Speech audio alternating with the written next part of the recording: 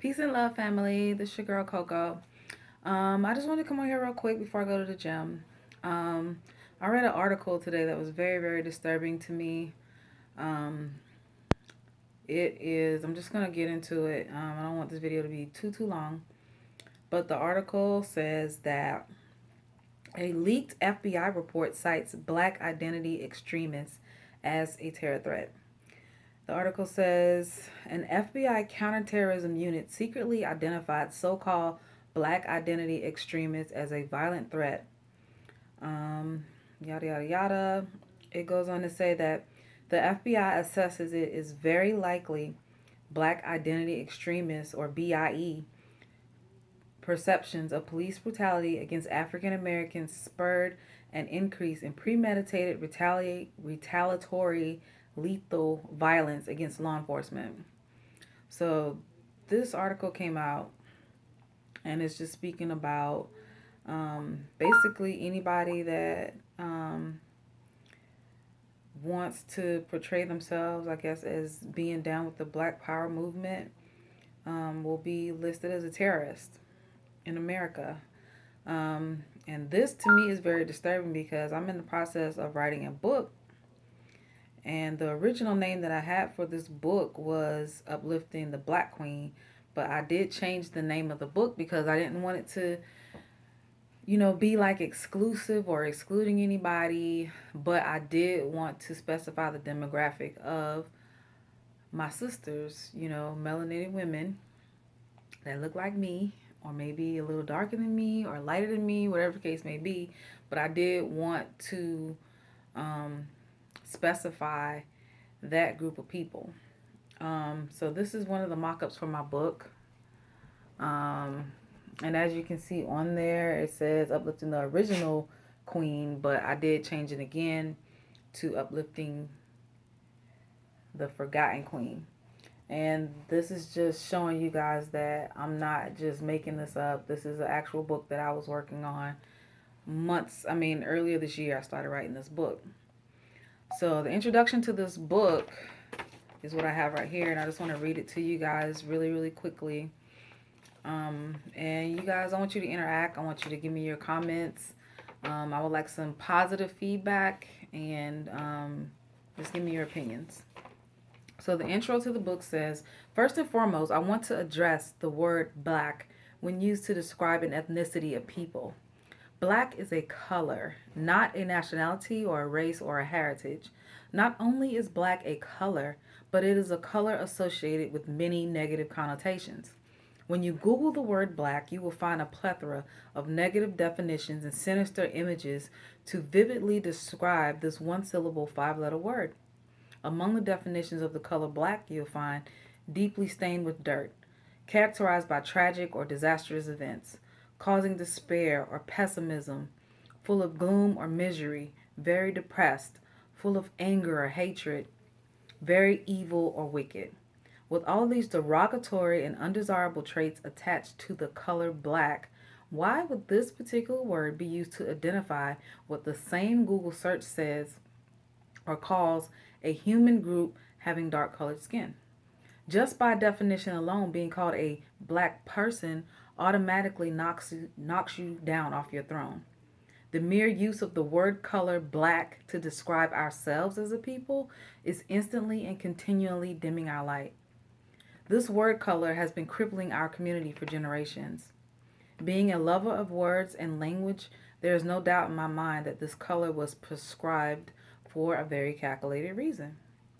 My favorite definition for the color black is the very darkest color owing to the absence of or complete absorption of light. We are not black people. We are children of the light. Our skin can absorb the rays of the sun. Our melanin can process and communicate with the universe. We can communicate directly with the Creator. So we therefore reflect a certain amount of divinity within ourselves. We must also understand the value of our melanin and its role within the universe around us. Once we have a full understanding of how our bodies work in conjunction with our spirits, then we become unstoppable forces. And that's what they're scared of. Truth be told, quiet is kept. We are not black people. We are melanated beings keepers of the light. We have to redefine what we are called and what we will answer to. When you understand the law of attraction and how our words become things, you will understand the importance of speaking our royalty back into existence. Once we believe in our minds that we are royalty, we will begin to act as such. Once we begin to carry ourselves as royalty, our environment will conform to our beliefs. We have the power to change everything in our existence. It all begins with each and every one of us on an individual level. Once we have full control of ourselves, then we can branch out and begin to help others around us. It starts with self, then our families, then our friends, then our communities, and so on.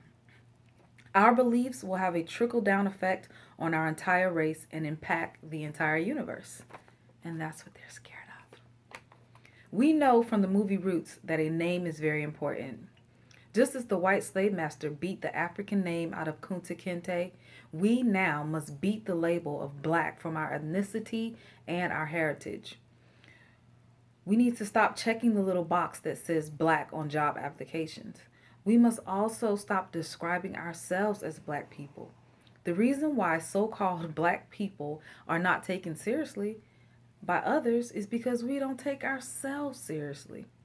Once we regain control and power over ourselves, then all the other nations will know.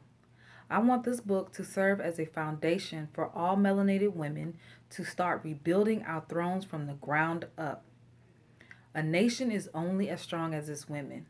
We have an influential role within our culture to not only nurture, but uphold standards and rebuild empires. So, this is the part I added today. Now, the FBI wants to label the conscious community as Black Identity Extremists, or BIE for short, which is subconsciously bi, as in ceasing to exist. They still playing word games. This is yet another tactic to mentally enslave us in fear. This is the ultimate negative connotation of this binding word spell that we have to finally break free of. We have to classify ourselves as the original people, not black people. We have to make these changes for ourselves and dismiss ourselves from the negative frequency that others put us on and that we have been guilty of binding ourselves with. If we don't engage in that negative label, it can no longer be used against us. If we must become extreme about anything, let it be about changing our identity. We need to look at our ancestors and learn from their mistakes and change the game. The Black Power and Civil Rights movements are the same organizations that got MLK, Malcolm X, Fred Hampton, Medgar Evers, and so many others killed. I'm not saying that we change the principles and ideologies that these forefathers laid the groundwork for. I'm saying that we upgrade the title and integrate new aspects of millennial knowledge into our purpose. My hope is that the common term black will soon be eradicated as a description of our ethnicity. I want all melanated beings to consider themselves as heirs to the throne of a vast empire. I want us to refer to one another as brothers, sisters, kings, queens, princes, and princesses. We must view older ones as elders.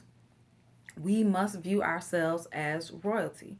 And we must lift this black curse from our heritage.